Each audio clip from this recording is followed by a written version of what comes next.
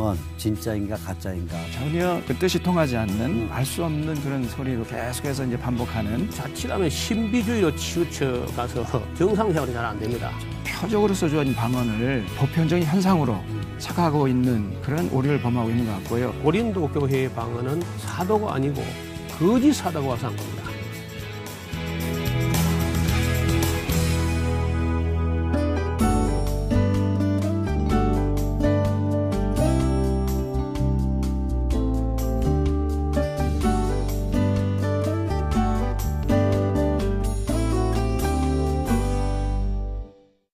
이제 우리가 이제 궁금한 거는 오늘날 한국교회가 이렇게 방언운동 그걸 오순절 운동이라고 표현하든 뭐라고 하든 간에 방언운동을 하게 된다는 역사적으로 어떤 시점이 있었을 것 같은데 노 목사님 언제 우리가 이렇게 기독교가 아펜셀라 운동도 들어왔을 때부터 막 이런 게 터진 것 같지는 않고 어느 시점 예를 들어 뭐 일제시대든지 일제강점기든지 언제였을 것 같은데 그 동인이 뭐였습니까? 저는 볼 때 한 두 가지 측면 혹은 세 가지 측면에 조금 좀 심도 있게 봐야 될 것이 일단은 우리의 신앙과 모든 교리는 그 근원이 성경이어야 합니다. 그렇죠. 현상이 아니고. 네, 그렇죠. 현상이라는 아까 타종교도 뭐 있지 않습니까? 그러니까 성경으로 볼 때 이 14장 2절에 이걸 자기 영이 하나님께 기도하는 것으로 바울이 인정했느냐 하면 안 했다는 겁니다. 제가 볼 때는. 근데 방언 주장하는 사람들은 방언은 바울이 영이 하나님께 기도하는 것이다 라고 했다고 생각하는 거죠. 아니거든요. 한다고 하지만 알아듣는 자가 없다. 그럼 알아듣는 자가 없으면 하나 볼 때 하나는 못 알아듣는 겁니다. 그런데 이 방언 주장론자들은 우리는 못 알아도 하나님 알아듣는다는 겁니다. 예를 들어 단순 음절의 반복이라도 하나님 알아듣는다. 그럼 그 근거가 있느냐? 없거든요.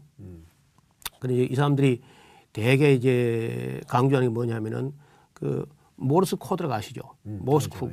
옛날에 그 전보 칠 때 쓰와 따, 쓰따, 쓰는 길고 따는 짧게 이걸 가지고 세 개는 네 개를 가지고 한 음절을 글자 만드는 건데 그와 같이 우리가 랄랄랄랄롤롤 이래 해도 하늘에께서는 그 언어로 딱 번역되어서 하나님 알아들으시는 이런 그 무리한 주장을 하는 거죠. 그렇군요. 근데 이게 정의가 아니고 교정 문서의 부정문이라는 겁니다. 그래서 그리고 이제 14장 4절도 보면요. 방언을 말한 자는 자기의 덕을 세운다고 되는데 아시는 대로 여기 원어에는 덕이란 말은 없습니다. 그렇죠. 자기를 세우고 그렇죠. 그리고 예언하는 자는 교회를 세운다. 그렇죠. 그리고 이게 자기 덕을 세운다는 것을 가지고 덕이란 말을 갖다 넣어가지고는 개인에게 유익하다. 기도의 양을 채우는데 유익하다는 식으로 이것도 이제 오해와 오역이 생긴 것이고요. 그다음에 그 14장 14절에 보면은 내가 만일 방언으로 기도하면 나의 영이 기도하거니와가 아니고 사실은 한다고 하지만 나의 마음에는 그 열매를 맺히지 못하리라. 이것도 보면은 바울은 자기 마음의 열매를 맺히지 못하지만은 영으로 기도했다는 말이 아니고 이게 가정법 현재거든요. 과거는 아예 안 했고 지금 가정법 현재를 쓰니까 내가 그래 너희들처럼 만일에 그 방언으로 기도한다고 손 치자. 그 나의 영이 기도한다고 하겠지만 내 마음에 아무 열매가 없을 것 같은데 이런 내용이다 이게. 그 이것도 안 했다는 거. 바울이 가정법을 쓴 걸 보면 그 이 편지를 쓸 때까지 절대로 방언 같은 이상한 짓을 안 했다는 얘기를 하는 것이지. 근데 그 한국 교회는 이걸 거꾸로 알고 있다고. 왜냐하면 이게 그 하거니와라고 했기 때문에 하거니와가 아니고 한다고 하지만 영어로는 but로 그 역접의 접속사거든요. 그러니까 제가 그 최근에 이제 일본 가서 성경 강좌를 하면서 일본 그 목사님들하고 이제 대화를 하는 중에 같은 번역이 되어 있는 거예요. 의미를 통역해서 의미를 알아보니까 한국 너무 같은데 그럼 그게 무슨 얘기냐면은 우리 성경 지금 개혁본이라든지 개혁 번역할 때 그 처음 초판이 그 헬러에서 직역한 게 아니고 일본어가 좀 익숙하잖아요. 우리 애정이 지냈기 때문에 일본어하고 중국하고 영어 성경 이 세 가지를 토대로 해가지고 원어는 그때는 그만한 학자가 없었죠. 그래서 제가 이 일본어의 영향을 많이 받았다 하는 걸 뭐 거의 확인하다시피 했습니다. 그래서 그 일본어에 보니까 이 접속사를 희미하게 번역한 거예요. 그렇군요. 예. 그 킹 제임스 버전 같은 데는 뭐 how bait 하면서 그럼에도 불구하고 뭐 이렇게 돼 있거든요. but 넘어서서. 그래서 접속사 몇 개만 비틀어 버려도 그렇죠. 오해가 생긴다는 거죠. 예. 그래서 우리 주제를 좀 바꿔서 엄 목사님, 그 지금 이게 이제 엄 목사님이나 노 목사님 이렇게 이제 은사에 대해서 좀 저 방언에 대해서 공격적인 아니면 좀 비판적인 이런 입장을 갖고 있으면 이제 이 방언 주장자들 이런 분들은 당신네들이 방언 체험을 못했기 때문에 그런 거 아니냐 이런 이제 예. 얘기할 수 있거든요. 어떻게 생각하십니까? 그래요. 그 참 그런 얘기를 종종 듣죠. 목사님은 방언을 체험도 안 해보고 왜 그런 얘기 하십니까? 이제 이런 얘기를 이제 저도 종종 듣는데 저는 오히려 이렇게 반문하고 싶어요. 그러면은 그 모든 것을 경험해봐야만 말할 수 있느냐?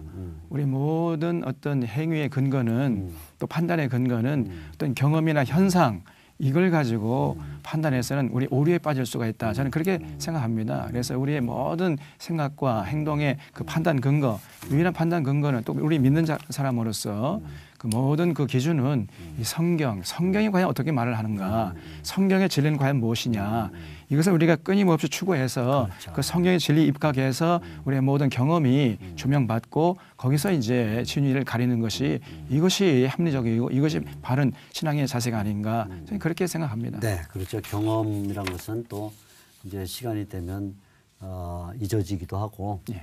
또 경험은 워낙 다양하기 때문에 어느 한 경험이 맞다 볼 수도 없고 하니까 결국 우리가 항상 돌아가야 될 것은 이제 성경이다. 이건 다시 한번 확인. 성경이 답이죠. 그렇죠. 성경이 답이다. 다시 한번 확인하게 됩니다. 그래서 저는 그렇게 정말 그 방언을 하시는 분들이 정말 이제 좀 성경으로 돌아가서 그 성경에서 과연 방언을 뭐라고 하고 있는가 이걸 정말 진지하게 한번 좀 알아보려고 하는 그런 진지한 자세가 필요하지 않는가 그걸 좀 요청하고 싶습니다.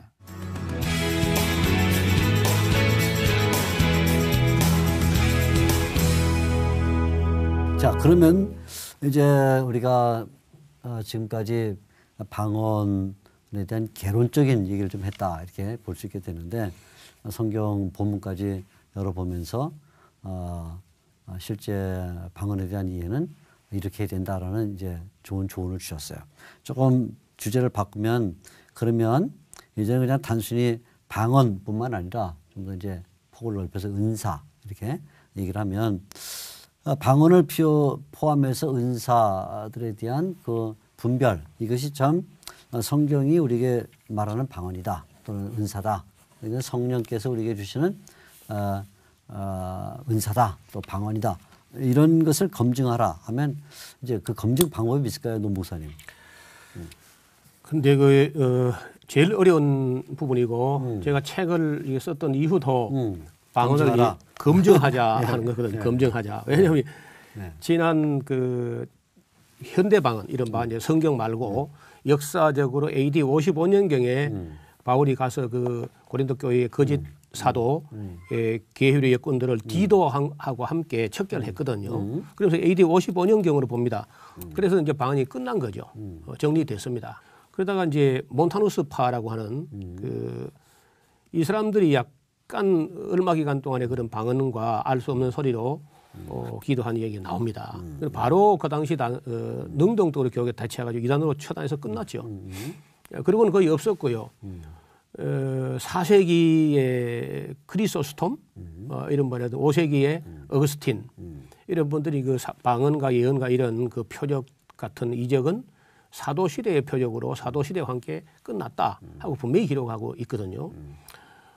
그리고 이제 카톨릭이 통제하는 시대에는 뭐 그런 게 없었습니다. 없고 칼빈 같은 경우에 칼빈이 만든 그 제네바 교리문답 247문인가 되는데 거기 보면은 그 알 수 없는 소리로 그 기도하는 사람들은 그것 어떻게 봐야 됩니까 하고 질문을 하는 문항이 나옵니다. 바울은 그 칼빈은 하나님을 조롱하는 것이요 일종의 사악한 외식이다 이렇게 돼 있어요. 그러니까 그 칼빈이 당시에 알 수 없는 소리로 기도하는 것에 대한 그 아주 부정적인 그런 인식이 나타나는 거. 스폴전이라는 이제 19세기에 그 외에 경건한 교회, 정상적인 교회에서는 전혀 방언이 없었다가 현대 방언이 들어온 것은 1901년이죠. 1901년 1월 1일이라고 알고 있는데 미국 캔사스주의 토페카시에 그 찰스 폭스 파람이라는 사람이 그 운영하는 베델 신유 학교라는 학교에서 그 어떤 그 아그네스 오즈만이라는 그 18살짜리 그 백인 여성인데 처녀가 자기도 성경에 있는 대로 그 성령 세례를 받고 싶다고 그렇게 요구를 하니까 그 찰스 폭스 파람이 안수를 했답니다. 그때 그 여자 입에서 알 수 없는 소리가 나왔는데 처음에 있으면 이게 중국어다. 그 어조가 있지 않습니까? 대개 그렇죠. 그 성조가 있고 어조가 있는데 그 어조를 볼 때 중국어 같다고 해서 이제 중국어라고 했었는데 나중에 중국 사람 불러와서 들어보면 아니라는 거죠. 그럼 그 뒤에 이제 그 무슨 언어인지 확인이 되고 검증이 되냐면 안 됐습니다. 안 되고 그냥 그저 오순절에 그 방언 은사가 회복된 것으로 이렇게 해가지고 이제 검증 없이 지난 100년을 지난 거죠. 그리고 한국에 들어온 건 아마 한국에서 이런 현상이 난 것은 이용도 목사, 그렇죠. 예. 그 이용도 목사가 25살 되는 해라고 봅니다. 그때 이제 그 이한신이라는 사람하고 그 부흥회 같은 것을 그 진행하는데 그 폐결핵 3기 진단을 받고 그리고 뭐 참 젊어서 예수님의 은혜를 알자 일도 못한 채 이제 인생을 접어야 되는 그런 상황이 오니까 찬송을 하는데 아마 감동이 밀려왔던 것 같습니다. 그래서 뭐 울면서 찬송 인도하는데 인도하는 사람이 우니까 성도도 다 울었다는 거죠. 그래서 그 집회가 고조되는 중에 사람들 입에서 알 수 없는 소리가 나왔다는 거죠. 그럼 그걸 이제 검증을 할 수 있었는가요? 어떤가요? 그때만 해도 이제 방언이라는 개념도 잘 없었고 교회가 어리지 않습니까? 아직도. 아직 한국 교회가 어릴 때였으니까. 예. 그리고 이제 그럼 오늘날은 이제 교회가 어느 정도 성숙해 있고 또 목회자들도 많아지고 그랬으니까 지금은 이런 그 방언이든 은사들에 대한 어떤 분별할 수 있는 어떤 그 뭐 잣대가 있을까요? 굉장히 어렵습니다. 제가 어렵습니까? 제가 저기 책을 하나 써야 될 정도로 어려운데 네. 옛날 귀신들은 뭐 우리 고정 개념 귀신은 그냥 악하고 괴악하고 나쁘고 뭐 이렇게 말씀드렸는데 지금은 거의 광명의 천사로. 네, 광명 천사라니까. 네. 근데 그것도 지극히 성경적이죠. 그렇죠. 여기 그 고린도 후서에 그렇죠. 네. 사탄도 광명의 천사로 가장 그 큰일이 아니다 하는데 정말 흠을 찾을 수 없게 생활합니다. 방언을 하는데 그렇죠. 예. 그리고 뭐 한 예를 들면은 서울대학 출신이고 서울대가 다가 아니지만은 그렇죠. 우리 사회에서는 그래도 기본적으로 그렇죠. 뭐 갖춰진 사람이 가지 않습니까? 그 박사학위를 가지고 대학 교수시고 생활에 흠이 없어. 흠이 없어 한치 흠이 없는 거예요. 방언을 해 근데. 방언도 하고 방언하는데 얼마나 하느냐? 예. 짧게 해서 6시간 하루에 길게 10시간씩. 근데 이 사람이 방언만 했으면 들통이 안 났을 겁니다. 근데 예언을 한 거예요. 예언을 해도 작게 하는 게 아니고 하루에 예언이 적게는 60까지 그렇군요. 예. 많게는 100까지 200까지 막 내려오는 겁니다. 근데 그 부인이 그걸 다 적어서 또 대학 노트리 쌓아놨는데 그 예언 중에 하나가 이제 너는 예수님 올 때까지 안 죽는다. 그리고 너는 너무 위대하고 너무 정직하기 때문에 내가 너에게 큰 세계에서 가장 유능한 필하모니 오케스트라를 주겠다. 뭐 이렇게 다 이렇게 약속을 했는데 예, 그게 하나도 안 이루어졌다는 거죠. 성경적으로 아까 우리 노 목사님이 잘 정리해 준 게 일단 사도행전적인 의미의 방언이 있고 고린도적인 의미의 방언이 있다 이렇게 얘기를 하신 것을 토대로 삼으면 사도행전의 방언은 이제 지방화였다 이렇게 얘기를 하셨고 또 그것은 일시적으로 끝난 것이다 이렇게 이제 하시면서 이제 우리가 내린 결론은 그거는 전도 목적이다. 그죠? 그래서 사도행전 2장 11절에 하나님의 큰 일을 말하는 것이 이제 종결됐으니까 사실 사도행전적 의미의 방언을 말한다면 그건 언제나 캐리그마와 관련이 있다 이렇게 볼 수 있을 것 같아요. 그렇죠? 그건 뭐 에베소에 가서도 그랬고 뭐 고넬료 집에서도 그랬고 캐리그마와 관련이 있어서 예수가 구세주다를 말하는 근데 이제 방언의 목적이 있고 예. 고린도 교회 같은 경우는 바울이 여러 논증을 펴서 내리는 결론은 은사 또는 그중에 방언이라는 것은 반드시 교회의 유익이 있어야 된다라고 말하는 것이죠. 그러니까 양쪽을 다 보면 캐리그마를 말하는 의미의 방언이든 아니면 교회 에클레시아를 위한 방언이든 간에 그것은 개인적인 용도는 없어요. 양쪽이다. 그러니까 만약에 누군가가 방언을 한다 하는데 그 사람이 지금 얘기한 것처럼 뭐 그걸 통해서 어떤 예언을 한다든가 또는 자기가 의로운 걸 보이려고 한다거나 뭐 아이가 어떻든 개인의 뭐를 보이려고 하면 그건 이미 우리 검증 그 범위에서는 벌써 끝나버린 거지. 그건 캐리그마도 아니고 에클레시아도 아니니까. 그러니까 지금 우리 성경이 답이라해서는 원리가 성경이어야 되고 돌아갈 것도 성경이고 모든 게 성경이 표준이 돼야 된다 하는데 아닙니다.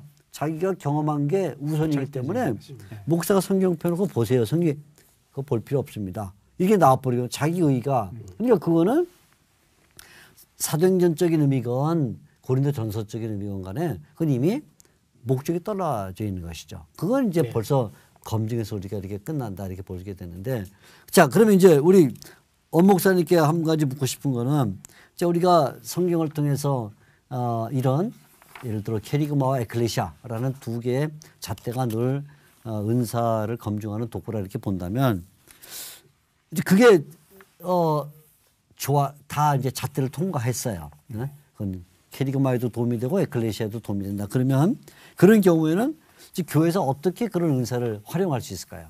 아까 그 고린도전서 그러므로 방언은 믿는 자들을 위하지 않고 믿지 아니하는 자들을 위하는 표적이다.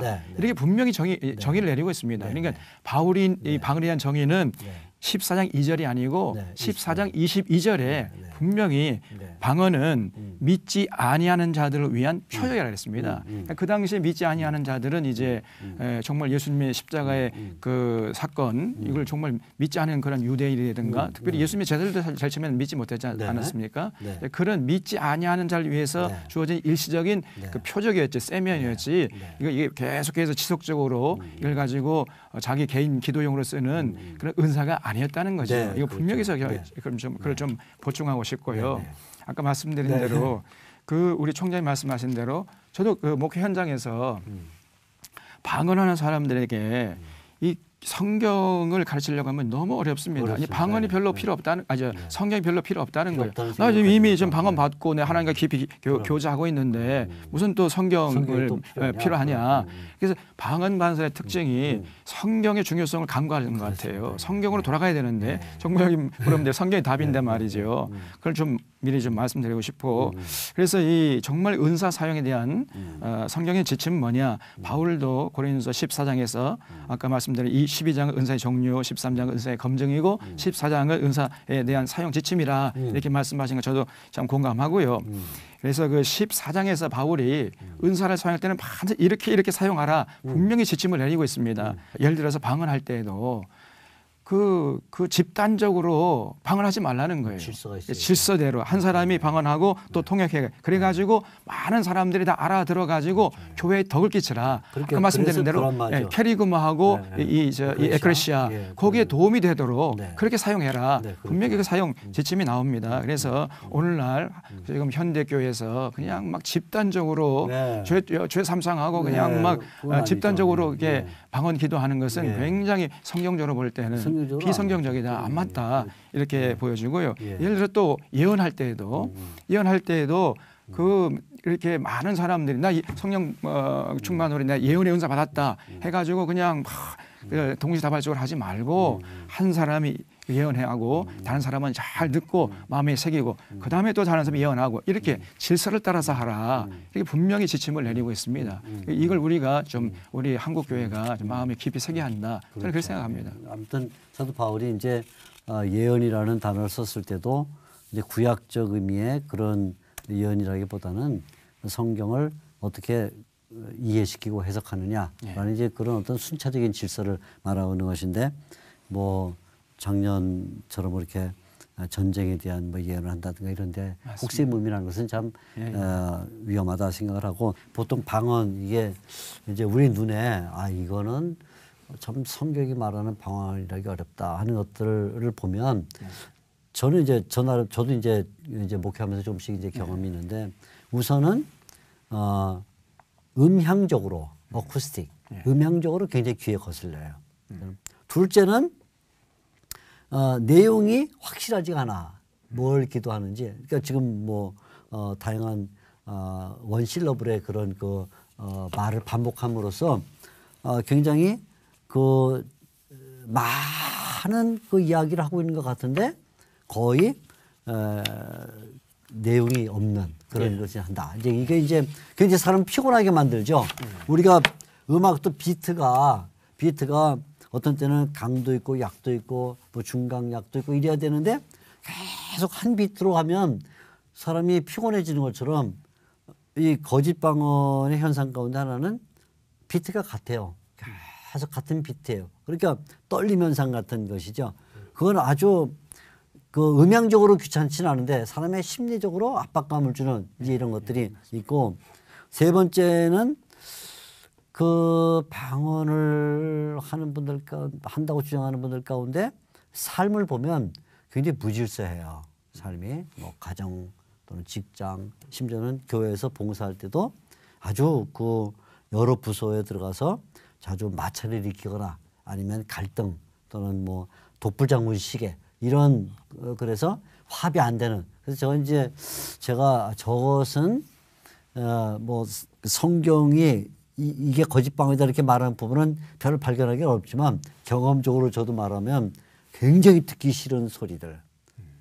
저건 성령이 주는 방언을 할 수 없다. 왜냐하면 성령은 아름다운 분이시고 또 거룩하신 분인데 저렇게 할 수 없다. 또 하나는 원실러블로 계속 비트처럼 하는 것은 아니다. 세 번째는 삶으로 바탕이 되지 않는 것은 그건 정말 성령에 주시는 방언이라고 보기 어렵다. 이렇게 제가 이제 저는 평가를 하고 있는데 자, 우리 그 노 목사님께 좀 이제 묻고 싶은 거는 어떻든 간에 방언 중지됐습니까? 아니면 아직도 있습니까? 그 성경적으로 역사적으로는 중지됐고 현상적으로는 나타납니다. 더 많이 나타납니다. 좀 어려운 말이죠. 좀 어렵네요. 네. 성경에서는 아까 제가 얘기했죠. AD 55년에 끝났습니다. 역사적으로도 끝났습니다. 없다는 겁니다. 그리고 지금 현대 방언은 아시는 대로 그 어떻든 그 찰스 폭스 바람의 이단적인 사람이지만은 기독교권 내에서 있는 사람이니까 1901년에 그러니까 115년 된 거예요 지금 현재. 그런데 교수님 경험하신 거하고 저는 이제 제가 시골에 있어서 이 분야에 관심이 있으니까 하나님께 더 많은 케이스를 보여주셨는지 모르겠는데 양동작전습니다. 양동작전. 양동작전. 예. 그러니까 아까 말했던 노이즈가 아주 기분 나쁘다든지 이런 것도 있고 정말 하늘의 음성 같은 소리가 있습니다. 아, 그런 것도 있습니다. 아름답고 탐이 날 정도로 외국어 같고 그런 것도 있고 여기 있습니다. 그다음에 괴물 소리 내는 것을 이제 보여주죠. 그러면서 그 사탄이 저 봐라. 저건 귀신의 방언이다 저거. 근데 선한 건 이건 아니야. 이건 성령이 준 거예요. 이렇게 하니까 안 속을 수 없는 거죠. 안 속을 수 없죠. 그 양동작전 썼는데 우리가 그 신학교에서 우리가 마귀론을 잘 공부를 안 한 탓도 있지만은 교회가 제가 볼 때는 그 악령이 얼마나 고단자인지를 잘 모르는 것 같습니다. 그렇죠. 우리가 너무 겁내도 안 되지만은 그거 알아야죠. 너무 무시하면 안 된다는 거죠. 그렇죠. 그러니까 성경이 나중에 보니까 온 천하를 꿰는 자예요. 그렇죠. 그럼 뭘 가지고 교회를 속이겠습니까? 모르는 걸 가지고 속이려고 하지 않겠어요? 그렇죠. 모르는 걸. 그래서 이 제가 분별에 그 아까 다 말씀 못 드렸는데 맨 먼저 이게 성령의 은사인가 성령의 표적인가 은사인가 표적인가 이제 표적이라고 그랬죠. 은사가 아니고 그래도 그는 이제 갖다 더 놨으니까 그다음에 아까 또 목사님은 하늘의 언어인가 땅의 언어인가 땅의 언어입니다. 천사라도 사람에 왔을 때는 사람 언어로 얘기했겠지. 그렇죠. 말하는 것은 소통이 목적 아니겠어요? 그렇죠. 언어는. 그럼 소통을 했는데 우리가 지금 랄랄라는 건 소통이 안 된다는 거죠. 그리고 내 이성은 잠재워 버리고 그 내 영이 기도한다는 말 자체가 영과 영혼 분열증 환자는 하는 소리죠. 좋지 않은 사상이죠. 그 해리성 정체장애. 그렇죠. 정신병입니다. 그게 사실은요. 그 위험한 거죠. 절대 영의 기도 인정 안 한 겁니다. 성경은. 그다음에 성령의 은사인가 악령의 기만인가 이거 분별해야 되겠고요. 그다음에 성령 세례인가 악령 세례인가. 제가 본 데는 다 악령 세례였어요. 제가 지금 37년간 방언 볼 때마다 검증을 해오는 편인데 제가 다 검증한 건 아닙니다. 아닌데 제가 37년간 검증한 케이스는 예외 한 것 없이 악령 세례입니다. 그리고 그 악령이 들어있는 거예요. 그 얘기는 제가 이 책 뒤에 100페이지를 악령 방언에 빠졌다가 헤어나 가지고 사례들을 모으셨고 사례입니다. 사례. 네, 그렇군요. 그다음에 유익한 것인가 위험한 것인가. 사람들에게는 유익한 것처럼 보입니다. 기도에 덕을 준다는 거죠. 근데 사실은 위험한 거예요. 제가 볼 때는. 또 성경은 사랑을 하면 자기의 유익을 굳이 아니하면 되지 않습니까? 자기의 유익을 구한다는 것 자체가 벌써 그러니까요. 옳지 않다는 거죠. 그렇죠. 예. 그리고 은사는 봉사를 위해 준 것이지 교회를 맞습니다. 위해서. 예. 그리고 은사는 구한다고 주는 게 아닙니다. 그렇습니다. 선물을 주시는 분에게 달린 선물이죠. 것이지. 예. 받는 사람이 선물 주시오 이게 말이 안 되지 않습니까? 그렇죠. 예. 제가 보기에는 자기 사명을 느낀 대로 그 열심히 일하면은 나타난다는 거죠. 그렇죠. 예. 은사가 하나님은 성령이 거니까. 이게 가까이 와서 우리를 도와주고 싶어 애타는 그렇죠. 분이니까 그렇죠. 예. 일하면은 그 은사가 나타나는 거죠. 그렇죠. 달라고 네. 근데 달라는 걸 보면은 놀랍게도 전부 방언만 달라는 방언만.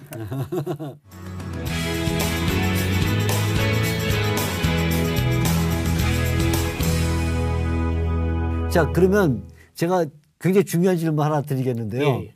그러면 우리 문제가 이제 많이 발견이 됐어요. 문제가 많이 발견됐으면 그러면 성경이 답으로 이제 가야 되니까 어떻게 돌아가야 되겠습니까? 어떻게?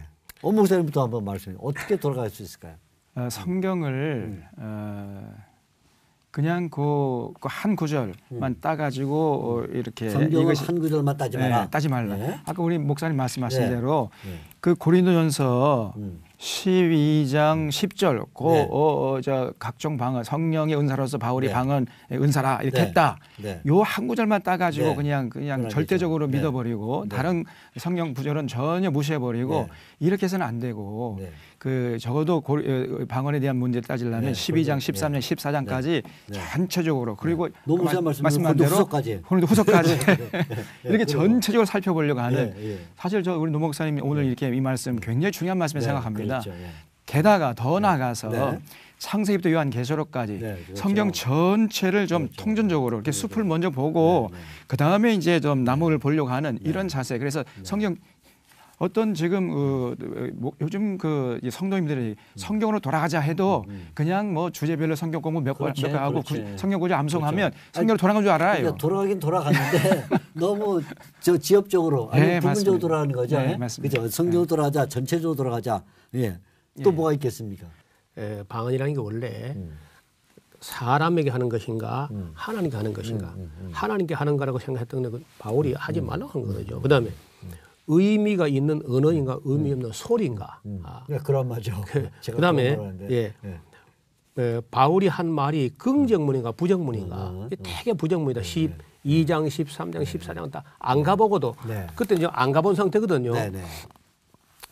그 부정문이었는데 가서 보니까 역시나 하고 네. 없애버린 거거든요. 네. 그다음에 이 방언이라는 게 잠정적인 것인가 항구적인 것인가 네, 네. 이거 다 검토해야 되는 거죠. 그렇죠, 예. 그다음에 성경 완전한 것이 올 때는 그친다고 되어 있지 않습니까? 그렇죠, 예. 방언도 예언도 네, 그친다, 그 예. 지식도. 시간적이에요. 근데 사실은 두 가지 해석 다 있거든요. 완전한 때가 예수님 재림할 때다. 네. 성경 완성할 때다. 그거 네. 다 있지 않습니까? 네, 네. 근데 그거는 답이 역사적으로 보면 됩니다. 언제 끝났는지. 그 방언 AD 50년에 끝났잖아. 그쳤으면. 그다음에 예언이라는 거 지금 나오면 안 되죠. 지식이라는 것 때문에 영지주의가 얼마나 애를 먹였는데 그래서 그 바울이 말한 예언대로 정확하게 그 예언도 폐하고 바운도 그치고는 자동사로 되어 있습니다. 그치고 지식도 폐하리라. 지금 지식은 공부를 해야지. 공부도 안 하면서 지식 은사 먹으면 안 되는 거죠. 당연히. 그다음에 그러니까 항구적인 게 아니라는 거죠. 네, 네. 그다음에 역사적으로 지속 안 됐습니다. 그다음에 자기를 세우는가 교회를 세우는가 보라는 거예요. 그다음에 통역이 되는 언어인지 분별 안 되는 소리인지. 그렇죠, 예. 만약에 바울이 그 방언을 개인이 그 영으로 하나님께 비밀을 기도하는 거라고 정의를 했다면 그 뒤에 통역하면 안 되죠. 그렇죠. 통역할 필요 없죠. 예. 아니 그 개인의 영이 비밀 기도인데 왜 비밀 기도를 뭐하러 통역해? 그 자체가 논리적으로 모순이지. 말이 안 되는 거거든요. 네, 그러니까 그렇죠. 앞뒤를 좀 보면 되는데 아까 말씀드린 대로 이게 안 보는 겁니다. 그렇죠, 예. 그 제가 가장 그 염려하는 게 방언 받은 사람은 그걸로 끝난 걸 생각해요. 자기는 이미 뭐 어느 계도 올라갔다. 그렇죠. 예. 이거 큰 착각이거든요. 우인이 돼버린 거예요. 예. 그다음에 그 성령의 열매가 있는가, 육신의 열매가 있는가. 그렇죠. 예. 근데 그게 열매를 가지고 분별하는 그 분별하려는 편지가 두 개가 있습니다. 근데 동시에 기록됐습니다. 같은 시대에 에베소에서 하나 서쪽으로는 고린도로, 그렇죠. 고린도 14장을 그 열매를 같이 검증하는 것이고, 그리고 동쪽으로는 갈라디아 교회의 그 5장 22절에 성의 열매 가지고 이제 보는 거거든요. 그다음에 품위가 있는가, 야만적인가. 바울이 알아듣지 못한 소리를 말한다면은 말하는 사람도 듣는 사람이 야만이 되고, 그렇죠. 예. 듣는 사람도 알아듣지 못하게 야만이다. 예, 그러니까 지금 하는 거 야만적이죠. 아니 랄랄랄랄 롤롤 그 어떻게 야만인데 그 말이 안 되죠. 그다음에 더 심각한 문제가 있는데 고린도에서 그 방언하는 어떤 사람들이 예수는 저주할 자였다는 거예요. 12장 문제죠. 12장 10그 네. 2절에 바로 나오면서 네. 내가 그 영적인 문제에 대해서 너희에게 알게 하는데 제일 원리가 하나님의 영으로 말하는 자는 예수를 저주할 자를 하지 않는다. 한데 아나데마 예수라는 사람이 있었다는 거죠. 그런데 그렇게 말할 수 있는 사람이 누구냐 하면 아까 얘기한 유대인밖에 없는 거죠. 그렇죠. 신명기 21장 23절에 있는 구절을 알고 예수를 믿지 못하게 하는 언어 아니겠어요? 예수는 그렇죠. 저주할 자라고. 예, 예. 그러니까 그게 유대인이가 맞지 않습니까? 그렇죠. 예. 그 거짓 사도요, 계류였군요. 다른 예수, 다른 복음, 다른 영을 전해가지고 그렇죠. 그런 방언이 터졌단 말이에요. 그게 그러니까 고린도 방언은 거짓을 보면 끝납니다. 그렇죠.